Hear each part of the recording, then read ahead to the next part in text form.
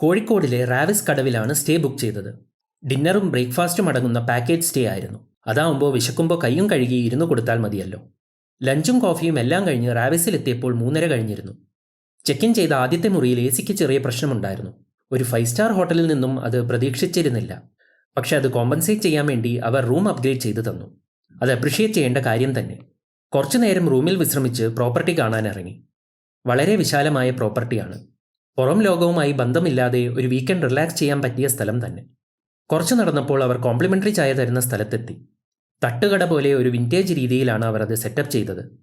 അവിടുന്ന് ഒരു ചായയും മുറുക്കും മേടിച്ച് നേരെ കടവിലോട്ട് നടന്ന് കുറേ നേരം അവിടെ ഇരുന്നു. സന്ധ്യ കഴിഞ്ഞാൽ പാമ്പുകൾ ഇറങ്ങുമെന്ന് സെക്യൂരിറ്റി വന്ന് പറഞ്ഞപ്പോഴാണ് അവിടുന്ന് മടങ്ങിയത്. റൂമിൽ തിരിച്ചെത്തി ഫ്രഷ് ആയപ്പോഴേക്കും ഡിന്നർ റെഡിയായിരുന്നു. ബുഫേ ആയിരുന്നതുകൊണ്ട് ഒരുപാട് ഐറ്റംസ് ഉണ്ടായിരുന്നു. മീൻ പൊരിച്ചത്, ചിക്കൻ കബാബ്, കാന്താരി ചിക്കൻ, ഫിഷ് വറ്റിച്ചത്, തേങ്ങാ കൊത്തിട്ട beef fry, dal makhni, vegetable Kolhapuri, gobi Manchurian, noodles, fried rice, അങ്ങനെ ഒരുപാട് ഐറ്റംസ്. മൊത്തം വിവരിക്കണമെങ്കിൽ വേറൊരു വീഡിയോ ഉണ്ടാക്കേണ്ടി വരും.